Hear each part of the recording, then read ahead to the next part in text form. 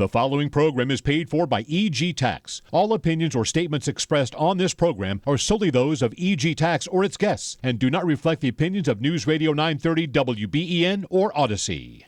This program has been pre-recorded. Hi, this is Astragalius, the tax lady from EG Tax, and we're happy that you joined us this Saturday. Unlike many Saturdays, we are not going to take live phone calls today. We're going to talk about your emails, which are very interesting, I think. And of course, I'm joined in studio with Christopher Fabian.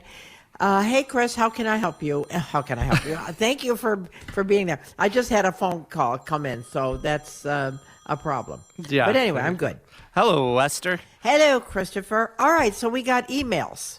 We got emails today, but a couple things I wanted to talk about before we get going here. Our tax school, if you wanted to go to tax school, we have a Saturday class that starts next week, right? we do, starting the middle of the month. It meets every Saturday. It's 5-6 hours a Saturday. I know that sounds long, but it's only one day a week instead of two. And, you know, you learn everything. Our book is very, very thorough. It's federally approved, and it's a way to learn taxes. And if you want a job afterwards, we do hire. So that's what we hope. You want to work. Right. And so they started off as a novice tax preparer, and we have a 4-year program, and it would culminate if you are so inclined as an enrolled agent. And an enrolled agent in the eyes of the IRS is like a tax attorney, and it costs you nothing but the cost of a book. Right. You know, and it's absolutely great. So if they should be interested, what should they do? Give us a call, 632-7886, or go on our website at egtax.com, and there's a link right on the cover homepage for tax school. So you can just click that and register right over the internet. All right, that sounds cool. And then Ready Set Retire's coming up, right? Correct. That's coming up on November 9th. That's with the financial guys at their office. That's where you hear a bunch of different speakers first, and then you can schedule yourself for a private one-on-one to talk finances, to talk taxes, to lawyer stuff, you name it. They'll have people there for you. And again, you can give us a call or go right to... And of course, we'll be there too. We will right? be there, yes. And those people that signed up for the Inflation Fighter seminar, we kind of amalgamated that into that same Ready, Set, Retire situation, and they'll meet one-on-one with me if they so want to. Correct. Okay. Well, I love doing the emails. Yes. You know, because really it just shows how there is there's like a right answer when you do your taxes, could be a better answer or maybe a best answer, you know, depending upon how in-depth you go. Because if you just, you know, so many times people say to me, oh, I did it myself because I have a simple return. And you know what goes off in my head like explosions, because I think to myself, sometimes those people have the ones with all the credits and all the refunds, and they don't think they have to file because it's so simple, but they don't know because their income is so low, they're entitled to all kinds of money, because in our tax structure is basically a welfare program. Exactly. Yes. Yeah, there's a lot of different credits out there to help families, to help single individuals without children who don't make a lot of money.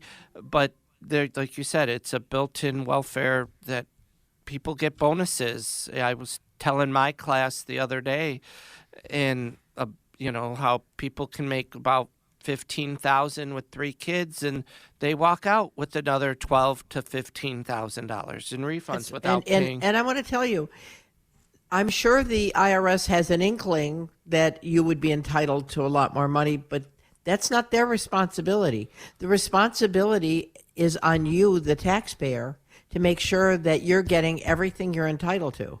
That's the way our system is set up. Right. All right? Yep. Well, why don't we do some emails? Okay. This is from Jay. EG Tax, I heard you mention last week that a lot of items we do to our home will qualify for the energy credit. We have just remodeled our kitchen to the tune of $23,000 and have gotten a capital improvement letter from New York State. Just how much will we save in taxes? Plus, we got Energy Star appliances over and above the remodeling costs. So how often do you hear this kind of a story, Chris? Oh boy, a lot. A lot. So let's first explain what a capital improvement certificate means. Yep, sure. That is meaning that you don't pay sales tax. Because it's attached to the home, right? Correct. And so, therefore, when you get a capital improvement certificate, the builder is not going to charge you sales tax on the job. And that's what it saves you. It saves you 8.375% in sales tax in Erie County, right? Right. And that's a great savings, but it's not a tax savings, income tax savings. Correct. Because this is the kitchen. The kitchen isn't energy improvements. The appliances, yes, they're energy efficient, they're high energy, but you can take your appliances with you, so they're not fixed assets to the house. So that's why you don't get, unfortunately, you don't Well, get. and not to mention how with the new energy credit, they specifically don't list appliances like stoves, refrigerators, et cetera, freezers, as qualifying items that you could take the energy credit. In order to take the energy credit, it has to be a replacement item that really would keep the heat in the winter and the cold out in the and keep the cold in the summer if you have air conditioning. So it'd be a high efficiency windows, doors, a high efficiency furnace, hot water tank, boiler. And again, when we're talking a high efficiency, they mean the highest. Right. They don't mean like it was almost. Yeah, right? I got the $2 door instead of the $5,000 Right, I door. replaced the door. No, they want it so that it's energy efficient, high efficiency, and quite frankly, when you and you say, well, I didn't really want to spend that kind of money, but with the credit that you would get on your tax return, it actually almost pays for the addition of the extra cost, and then the benefit to you is years and years and years of savings on your Correct. heating bill. Yes, you pay a little bit more, but overall, you get it back, and that's Right. what you got to look at. So now the thing is, when this person did the energy improvements to the house, he's not going to get a credit for that because they didn't qualify. But he did increase the basis in his home, right? He did, which will help in the resale of his home. First of all, he'll more money, which means more profit. But you get to add that cost of those windows to your purchase price. So Correct. And the way the current tax law is the first $250,000 if Jay is single, or $500,000 if he's married, of a profit, not a sale price, of a profit is tax-free if it's your primary home. And I want to tell you, if you did tax planning and you sold your home every 2 years with gains up to $500,000, if you're filing a joint return, $250,000 if you're single, that's one of the best tax shelters in tax law. Yes. Right? It is. Okay, well, I'm Esther Golias, the tax lady from EG Tax. We're not taking your phone calls this week. Next week we are, but we're just kind of chewing up emails. So we're going to take a short break, and we'll be back on the other side with more emails. Hi, this is Esther Golias, the tax lady from EG Tax. Thanks for listening. This week we're answering all your emails. I will tell you, if you're anywhere in the middle of the night, you got a tax question, you can go to egtax.com, ask the tax lady, and I may not get up in the middle of the night, but I will first thing in the morning. I'm usually a 5 o'clock in the morning kind of person, and I will answer your tax questions for you, because EG Tax wants to be your go-to kind of person when it comes to taxes. And I'm joined in the studio with Chris Fabian, and we're doing emails today. What else we have, Chris? I'm going to do, it sounds like a follow-up to Jay, but this is from Kim. My husband and I are getting new windows. He said he heard you mention that you should do them over a period of years. Could you explain why he couldn't? Okay, I mean, and that's a really great question. You know, tax planning is part and parcel of what we do at EG Tax. So you could have said, I think I'd like to do $10,000 in windows, and the credit would be 30% of that, which is $3,000, but there's a cap of $600 Per year. So why would you do per year? But they're not going to let you carry forward your $3,000 potential credit because you did it all in 1 year. But if you did $5,000 in year one in Windows times 30%, right? Yep. That's $1,500, but it's capped at $6,000. Then next year, $6,000, and the next year, $6,000, and the next year, $6,000. You did it with $2,400 in credits, as opposed to if you did it all in 1 year, you would have only gotten $600. Correct. So, and then people say, but that's like, who wants to do it that way? When it comes to tax planning, it may not be fun, but it definitely saves you money. So that's the reason we say to spread it out over multiple years, because of the tax savings. Right. That just reminded me. I remember growing up, and, you know, and I'm sure people still do it today. People would go, oh, I got to go to Tops and get this because it's on sale there. But then I got to go drive to Wegmans because this is on sale there. And then I got to go drive. So the money they're saving, they're spending on gas. Well, here it's you're not spending more money to get something. You're just spreading it out, and you're getting more money back. So it's better than getting that the items on sale at 5 different grocery stores. Right. And the thing is, I think if you strategically plan, like if you say, well, we need windows, let's do the living room first. Next year, we'll do the kitchen and dining room. You know what I'm saying? Yep. So you may not get 100% bang for your buck, but it's a whole lot better than just loading it all up Correct. the first year. Yes. Okay. Yes. All right. That was good. Yes. What else we got? Okay. We got Colleen writes in, my 20-year-old daughter is in her second year at Niagara. She is working for her college, so it pays a lot of her tuition. We are paying her room and board as well as student loans of $8,000 this year. If she makes $12,000, does she get the college credit? So this is this is so normal. Parents want to bless their children, right? Yes. But the tax code is written in such a way that they say, Mom and Dad, as long as the kid is coming back to their home and they're furnishing over 51% of her total support or their total support, you can still claim them, regardless of who paid for the college tuition. The problem comes down to, in answering this, is how much of that $8,000 paid for the room and board, and did any of this money that they got that they didn't spend for room and board go towards education?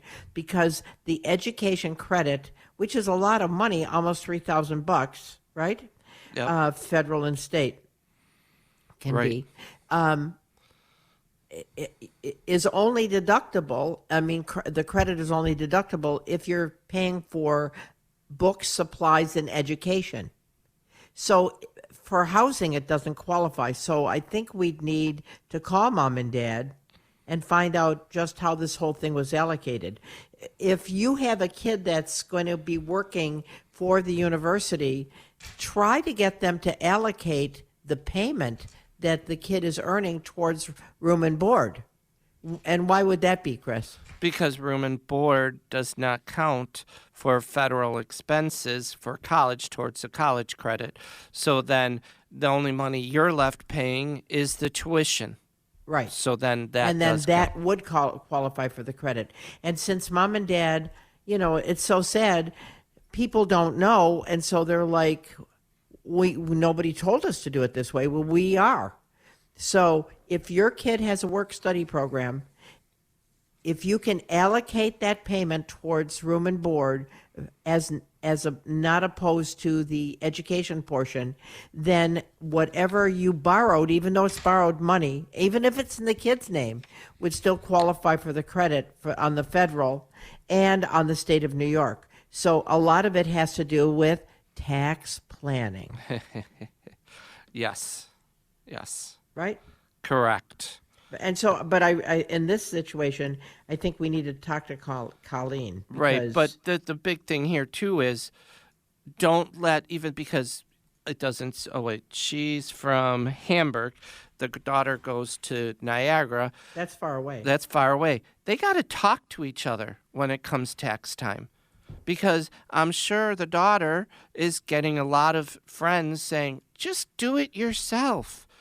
Just do it. You'll get that $1,000. Just do it. But they could be costing the family $2,000. Because the family would get 3, the kid would get 1. Yeah, not even though they're not really entitled to it. Right. But they, so we all know our kids listen to friends over us. Because you're just the mom and dad. Yep. So keep that communication going with your child. Okay, and I want to tell you, if your kid did claim themselves, you probably have, if you have regular income, you probably, and actually, even if you're a lower income person, right? Because then they would get earned income credit possibly. Correct. So if your kid has claimed themselves rather than allowing you to do it, you hate to use the word allowing because that's not really accurate, you could amend the last 3 years' returns and get tons of money back. Yes. Just call EG Tax. We will help you. Yep, for sure. All right. We do what that else a lot. we got, Chris? Sure. Jason writes in, I just retired. My company is offering me a pension of $650 a month or a lump sum of $125,000. What do you think I should do? I'm 67. Okay, so they're offering him $7,800 a year, Yes. right? Yep. And so that's like $218,000 over a 3-year period. But how much would he get lump sum? 125,000. So if he could manage to get 6,250, okay. So the benefit to me, this, if you're asking me, would be if he did not take the annuitized amount, but took the entire amount and rolled it over into an IRA, he would have control over it. At a 5% return, he'd be getting $521 a month for in perpetuity, really, until he passes away. So really, it comes down to what he thinks he can make versus leaving it with the company.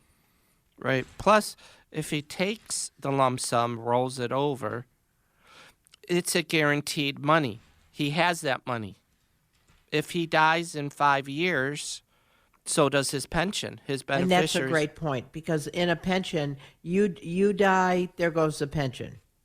Right. But if you roll it over, you have control, and upon your death, which is going to happen to all of us, is going to go to your family or your spouse. Correct. That's a great point, Chris. Yep. And just taking the lump sum doesn't mean you pay tax on it all right now. You roll That's it right, over, you roll like it Esther over. said.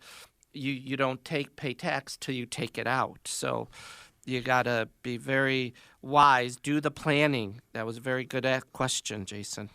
That's right. All right, what else we got? We got a short one? We got last year on my 2023 return, I was hit with the penalty on my 1040 for $287. But I had a refund of $1,239.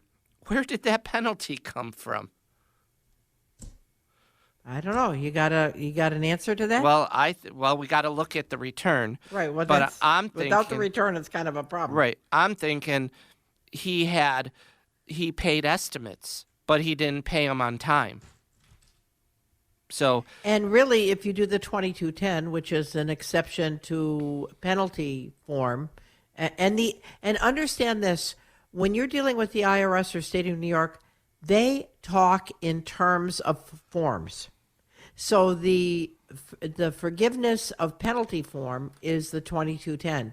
So I don't know whether he filled it out or not, Right. But if he didn't, then there's an opportunity for us to get him his penalty back. right. He's definitely got to make an appointment, bring in the return, bring in all the information so we can see it. And because the IRS and New York State, they want their money throughout the year. And if you give it to them all in December, well, they can penalize you. It's really interesting, and I know we're getting close to the news, but I've had clients say, well, I just prefer to pay it all April the 15th. Well, you can pay it April 15th, but you're going to pay a penalty. Well, why is that? Because they want it as you earn it. Right. That's the law. Yep. Right? Exactly. I'm Esther Golias, the tax lady from EG Tax. We're not taking your phone calls today. We will next week. Don't forget about it. Our tax school that's still available on Saturday. We're going to take a short break for the news. Be back on the other side. Hey, I'm Esther Golias, the tax lady. Thanks for listening. We're from EG Tax. Here we are, the middle of October, and we just have 2.5 months before the end of the year. And so we want to make sure that if you have a tax situation, don't sit there and guess yourself. If you listen to our radio show, you're going to see that taxes are very complicated. Sure, you can get the right mathematical answer. Doesn't mean it's the right answer. It may be the right mathematical answer, but maybe you forgot a credit here, a deduction here, a deduction there, and that return would be correct as well. One makes you pay money, one makes you pay less or get a bigger refund. What would you prefer? Right? Right. Okay, and I'm joined in the studio with Chris Fabian. Hey, Chris. Hello, Esther. All right, what do we got? Sure, we got a long one here. Lucy writes in, my mom has a trust for all us kids. She's done pretty good this year, and right now the income from dividends is over $15,000, and her interest income is another $18,000. Her house is in the trust, and it pays the property taxes of $8,000. There are 4 kids. She wants to endow, but we don't want to take any of the income since we want it to pay for long-term care if she becomes ill. Will the trust save us tax dollars? Wow, what a complicated question. Okay. So, first of all, if they don't distribute the income to the trustees, what happens? The trust pays the taxes. And how much fun is that? Oh, well, let's see. Just the interest alone per year triggers the 37% bracket for the federal government. So you think about this. Understanding that they want the asset value to grow because it's kind of a hedge for mom, okay? But if they took the distribution and if they were all maybe in the 12% tax bracket, they save like 14, 15, 18% by taking the distribution. Then if those kids want to put that money aside into a savings account for mom, they can do that, but they're actually way overpaying their taxes. Right. By not taking the distribution. Exactly. But another thing is they're defeating the purpose of the trust. Because what is mom doing with the trust? She's protecting the money from a nursing home. Right. So you're willing to pay tax at 37% and still give the money to the nursing home. That doesn't make sense. You're not obeying mom's wishes. Because mom's saying, don't pay the nursing home. This money is for you. And we see a lot of people who turn around and give the money right back to the nursing home when all the planning that mom and dad didn't do anything then. So, they're just costing themselves a lot of money. Right. So here's the thing. If you're somebody, and I have, this scenario kind of is, I see often that the kids don't want to take the distribution. And once it's tax time, it's too late to say you really should have taken $25,000 and split it up last year, because now you're going to pay this much more in taxes on the estate. But if you're somebody that has an estate set up, a trust set up, and you haven't been taking the distributions, and the terms of the trust is that you're supposed to, you should, because it's really costing you a lot of money. Right, right, A lot of money. right. I mean, even if you're in the 22% bracket Right. on your personals. So, yeah, Well, you. I mean, a 10% savings is a lot of money. Exactly. Yep. Yep. Okay, what else we got? Okay, we have Jesse writes in, my father just passed away in April, and I just found out that he listed me as his beneficiary on one of his IRAs, approximately $150,000. What are my options? Can I put it into my IRA or 401k? Do I have to take it all at once?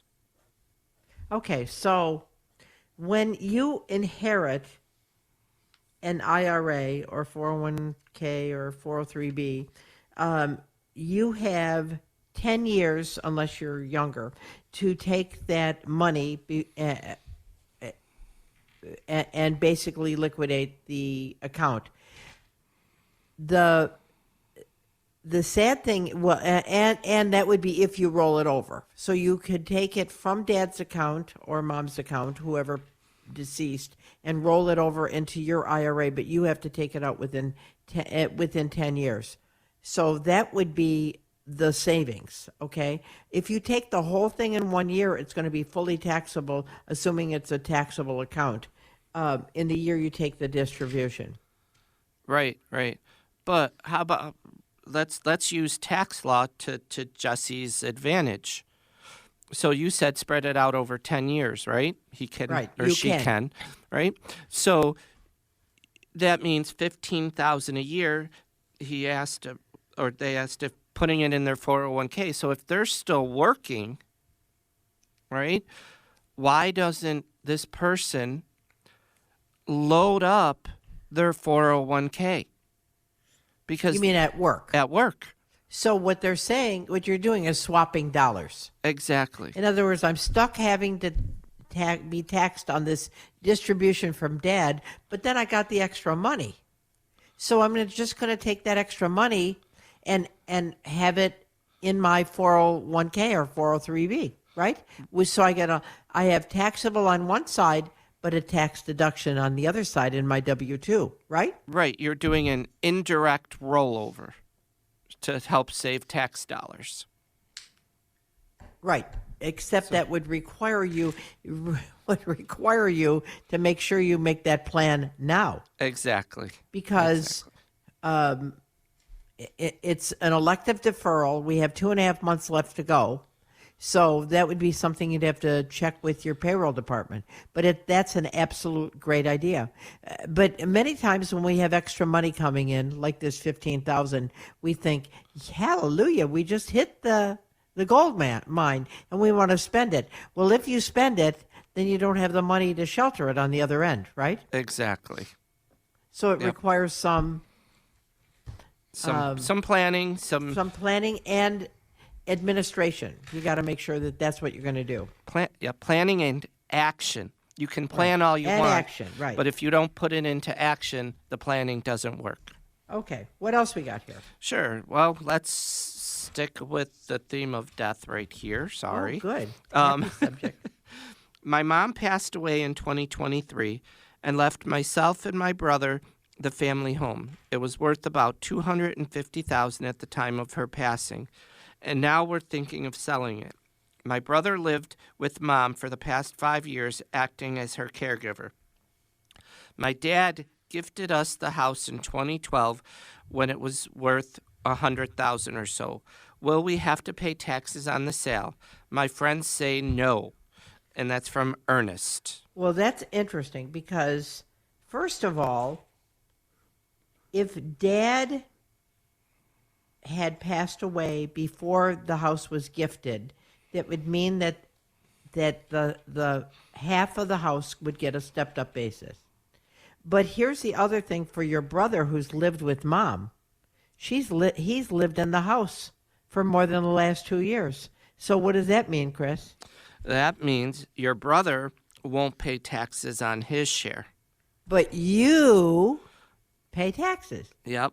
because you didn't live in it as your personal residence. So you're going to get a 50% stepped up basis for your dad's part. You go back to mom's original basis plus improvements, divided by 2, that's your basis, and you subtract it then from what you sell it for, and you have to pay taxes, but your brother doesn't because it was the sale of his personal residence. Right. Yep. Which is really interesting, and I'm sure that it could cause a rift in the family. Yeah, it's not fair. You don't have to pay taxes, but I do, and we need to separate the money even better. But let's face it, you took care of mom. Right. Exactly. I mean, that's a wonderful thing. Yes. So, I mean, again, planning and knowing and doing is very important. And that's where, I mean, if you talk to us, you're going to find out that we're going to give you some really good pointers. You don't have to do what we say, but we definitely will point out all your options. Then you make your decision. Right. I mean, he could even forego if the house didn't sell yet. How about him putting the house totally in his brother's name? Well, there's an interesting thought, because then the entire gain up, if he's a single guy, up to $250,000 would be tax free. Right. Great thought, Chris. Yeah. So I mean, there's a lot of different things you can do to maneuver to help. But here's the thing: to do, you have to do it. Right. You can think about it, but you got to do it. Yep. I mean, and that's the same thing. You hear us talk about life estates all the time. With mom or dad, they put the house in a life estate, but then they sell the house while they're still alive. Right? And well, then that changes everything. That changes everything, but they should have done proper planning before they sold the house, because there's ways around the taxes of that. Because when they sell the house in a life estate and mom and dad are still alive, the children are the ones who pay the taxes, because their basis goes back to mom and dad's basis. So they're going to pay tax on the gain. And let's face it, even in Buffalo, people are making a killing on houses right now. So there could be a lot of taxes owed on a life estate sale because you didn't do the planning, where they could have taken it out of the life estate, sold the house, and then the gain is tax-free. And yes, it does recreate the 5-year look back, but you got to look what's the consequences of paying the taxes. How much money is that, So well, and then here's the other thing. Let's say mom and dad passed away, they had to put in a life estate, and then she says, well, I got a new guy I'm going to get married to. We're going to sell the house. If they put it back in mom's name, and then the first $250, if she's single by then, $500 married joint, would not pay taxes. And maybe she goes to Florida, and she doesn't care about the nursing home anymore. Yep. I mean, taxes kind of are like a moving target. Yes. And yes. That's the way it goes, right? Yep. All right, I'm Esther Golias, the tax lady from EG Tax. We're not taking your emails. We're taking emails this week. We're not taking your phone calls. Next week, we'll be back with your live phone calls. Until next week, I'm Esther Golias, the tax lady. We're going to take a short break. We'll be back on the other side. Hi, I'm Esther Golias, the tax lady from EG Tax. This week, we're doing your emails. We're not taking phone calls.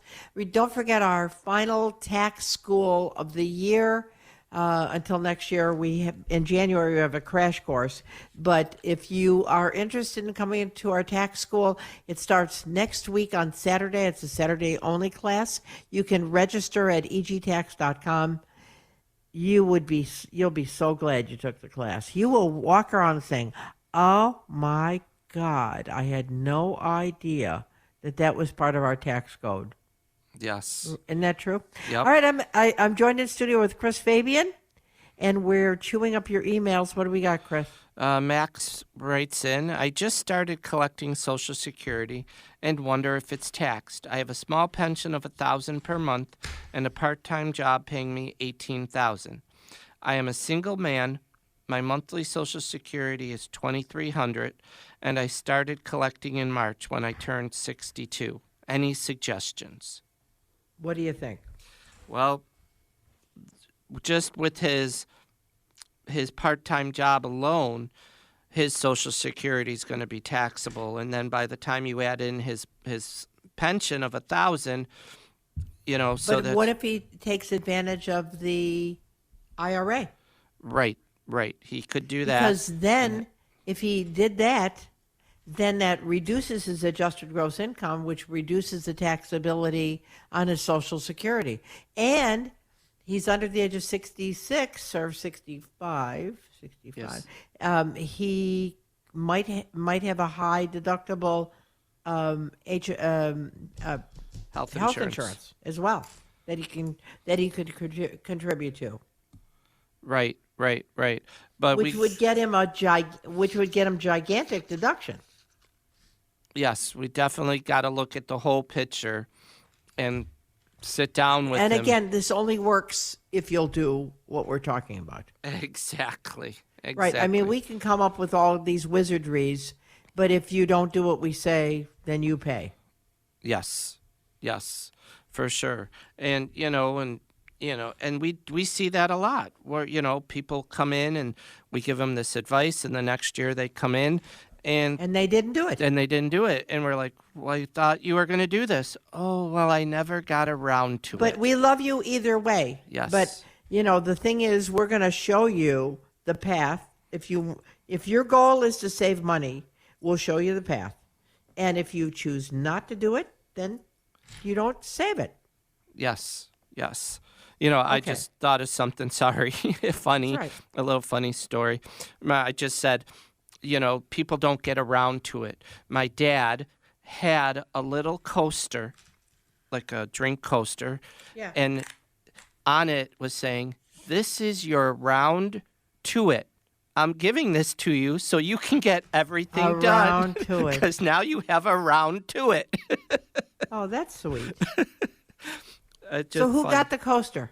Oh, I forgot. I wish I knew where it was. It was pretty funny. All right. What do we got here? Okay. Kathy writes in, thanks for giving us such good information. I'm waiting and waiting for my refund check from 2023. I got on the IRS website, but they say they are processing it. Help. Well, I will tell you, every time I go to the IRS, where's my refund, right, at irs.gov, and it says it's still processing, many times it means that they sent a letter out to the taxpayer saying, who the heck are you? Let's prove your identity. And if the client says, well, I've been filing for 35 years, they ought to know my identity, then what happens? Nothing. Right. They don't process the tax return because they're not sure it's really you. You have to do what it says to do, or else they won't process the return. Correct. You got to do it. And you know what? They won't process this one. They won't process the next one, and so on till you verify your identity. It's interesting. One of my clients is a Southern gentleman, and he kept saying to me, Esther, I've been filing for 40 years. I can't believe that. And I said, they must have gotten a tax return by somebody else. Maybe that was a big refund, and they're not sure which of you it is. So we had to go down to the IRS together to prove that he was really him. Yep. And he was miffed, I know. I don't blame him because, here he's filed 40 years worth of returns. But here's the wonderful thing from my perspective. I'm so glad that we're there for people that have tax problems and they have a solution. I would be so afraid to sit around and do my own return and wonder what the heck I just put on my tax return. I'm not sure what the result was. And then find out that I'm kind of in that corner by myself. the wonderful thing that I think that we do for clients is that we're in their corner. Yes. And do we charge for anything that we do in the summer? If we're doing consultations, helping you with the letter, no, there's no charge. There's no charge. Once you pay your fee, which is already hundreds of dollars less than everybody else, we provide everything else at no charge. Yes. You know, I mean, if we do another return, there's a small fee that we charge, but basically, you really have an advocate in your corner. Yes. I know that Yes. sounds very not political, but commercial. But but I really am so proud of what we do for people. Oh, definitely. I mean, our slogan, "Come join our family," isn't just a slogan. That's what we do. We treat everybody as family. We want to help everybody, and we just want to bless them and give them the best advice and best help that we can. Right. And it's to me, it's got to make you feel good to know, okay, oh, wait, we got a letter. Oh, let's just go down to EG Tax. And then you find out the letter was generated because somebody didn't understand something. I mean, it's really great. It's like paying for an insurance policy Oh yeah, I that had we don't charge for. I had a gentleman who he was on a payment plan and he was paying by money order because he didn't have a checking account. And after a year, he got an updated bill and it just went up. But he goes, "I've paid. Look, here's all my money orders." And so we had to request a trace on a money order, which is not easy. And Right. it cost $16 to do it. But we only did one because he didn't have a lot of money. He got it. He came in. We called the IRS with that. And they go, "Oh, here's that money order. Here's all these other money order. Look at all this other money that you have just sitting out here." So it brought his debt, which was now about $5,000, down to like maybe a couple hundred. But they were still billing him for money he already paid. And if he wouldn't have come in, he would have thought he still owed all this money. How often that happens all the time. Yep. I mean, I hate to say that the IRS isn't perfect, but they're not perfect. There's all kinds of agents learning all kinds of jobs, and we're not perfect either, but I'll tell you what, we sure are in your corner. Exactly. All right, what else we got here? We Chris? got, this is a sad one. I own a house in North Carolina, a vacation home. Right now, there's thousands and thousands of dollars in rehab that I have to do. We used to think we would move there when I retire. Quite frankly, we are completely devastated. Looks like our insurance is saying it was a flood and not a hurricane or wind. So we may not get anything. Will the IRS help? Yeah, it is a very sad thing. If it's a federally declared disaster area, which that whole mess down there is, then you'll qualify for a casualty loss. And what you're going to get back is just a fraction, really a fraction of the loss. But you would qualify for a casualty loss, and it's very complicated. You want to make sure that you can prove you have documentation, take pictures. In many of these homes, there are no homes. Right. Yep. And, you want to make sure that any insurance that you're getting reduces your loss. But let's say that you paid $300,000 for your home and it's sitting on a $50,000 lot. So now that's down to $250,000 because you can't take away the land. So if that's $250,000 and you get no money from the insurance company, maybe $750,000 from FEMA if you're lucky, then that would be a casualty loss. And if you don't have the income to cover the loss that you sustained, you have to carry that loss forward. And it may be just pennies on the dollar compared to what you really lost. but it is something. So it's a casualty loss. I would suggest you go to a public, what do they call, public underwriter, to make sure that you're getting everything you can from your insurance company. But it is devastating. Right. And not just North Carolina, the poor people in Florida who had, the hurricane, the same one, and Helene, and now they just had Milton. It's just, people are devastated. And, so wherever you are, if you're in a natural or federally declared disaster area, there is relief on a tax return. And again, you can call us at 632-7886, and we're very happy to help you. But I'm going to tell you, document.